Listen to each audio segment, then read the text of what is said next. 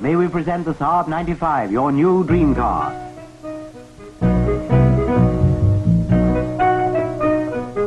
Saab 95, the new station wagon, combining elegant styling with practical design.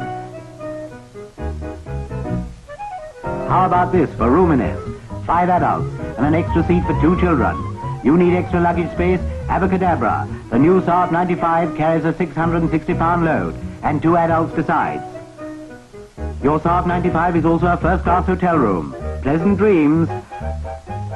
The Saab 95 with a 42-horsepower engine, 4-speed transmission gearbox, is fast and eager to accelerate.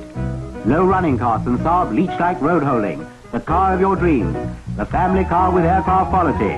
The Saab 95. Saab, the Swedish car with aircraft quality.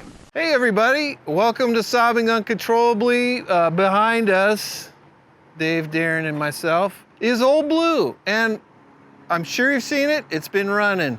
Now, if you remember, last winter we picked Old Blue up out of Selah, Washington, which Selah means what, Dave? I think it means we've arrived or we've made it. Yeah, so we're not completely out of control, but we had a lot to do, and I think Dave pretty much was the main wrench on this car. Dave, tell us kind of the... Well, you've seen that we started with the brakes. We had it up in the air. So the brakes are done. Since getting an original master cylinder that I could take apart to rebuild wasn't going to happen, I converted it to a Jeep,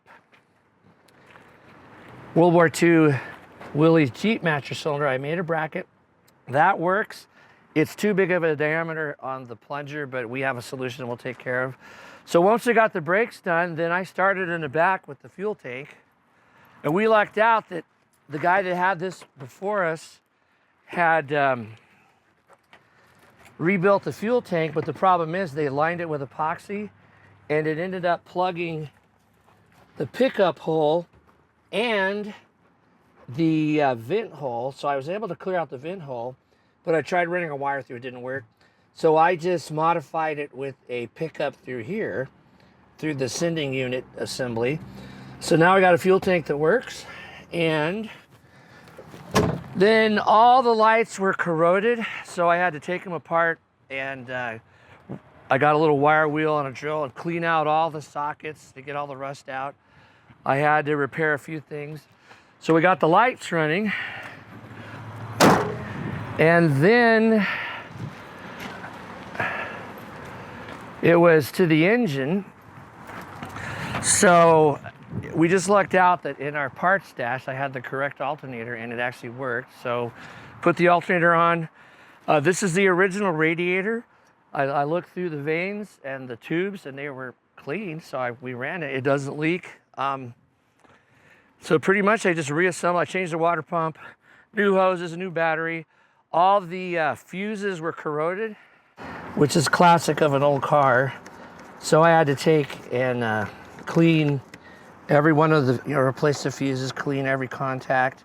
The brake light switch was stuck, so I had to get underneath and change that.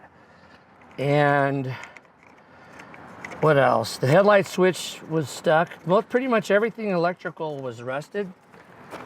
The wiper motor, I had to take apart and clean it and lube it. It actually worked. It was just, frozen shut. The blower motor, same thing. It wouldn't spin. So I took it apart, lubed it, cleaned it, and got that working. And so now everything in the car works, which is cool. And what I like is how many of the old parts we were able to use. Oh, and yeah, you mentioned that. Well, if you come here is our storage of 95 and 96 Saab parts from cars we've taken apart. And pretty much everything except for the brake pads and the wheel cylinders and the kit for the front calipers, everything else I just got from our parts. So that's what's great, to have extra stuff.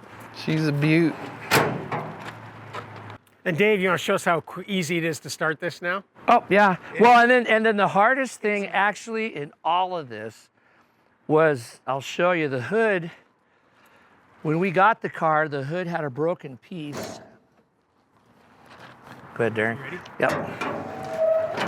So right here, it didn't have I got this off of another car, but this piece right here was broken. You can see that one's a different color. And there's this weird pin that holds it in place. And then I learned the hard way that to get the hood to go down, you have to loosen those nuts, like point to it right there. And then by sliding it in and out, and then I had to bend the hood. Anyway, the hardest thing was to get the hood to actually close like it was supposed to. And the first time I did it, it locked down. And I had to reach my hand up through and try to unlock the hood. So that was fun. So the thing I'm most proud of is that the hood closes and opens and it looks relatively straight. Because that took, and sorry I didn't video any of this, but I always worked on it like at 9 o'clock at night when it wasn't so hot. So it was in the dark. And I think I got done with the hood. When did I text you guys? Like 2 in the morning? It was like, It was early. It was like 1:30 at night. He was so happy. But yes, I whooped it. Well, so what color is the original blue, Dave? Oh, it's, I told you. Hussein? Hussein blue, yes. Hussar? Husan, it's Husan blue. Hop in and show us how easy this starts now. It took me forever to get the horn to work. Neutral. So there you go. And I stole the carb and the thermostat housing from the hot rod car since the motor's blown. And I haven't touched the carb and it runs great, so. Oh, and then I did put it on one of the little shorts, I think, is that the shift linkage was locked in place because everything had rusted. And I took a long metal bar and I beat on it till it got loose, and now everything shifts like it's supposed to. So I'm very grateful and totally surprised that this car, this is the second, so the Deluxe, that car there, we drug that out of the woods and with the minimal work, got it running, and I've been driving it ever since. And the same with Old Blue here.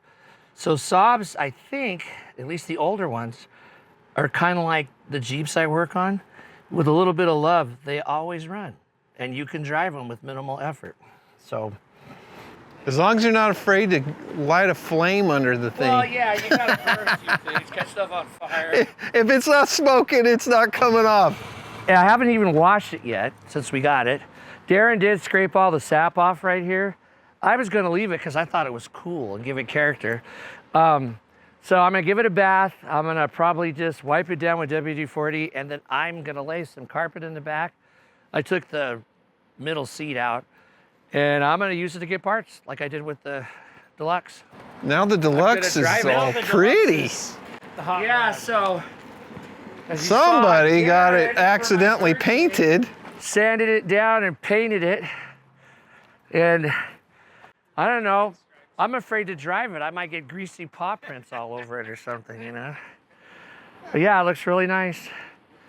It is our But- flagship now.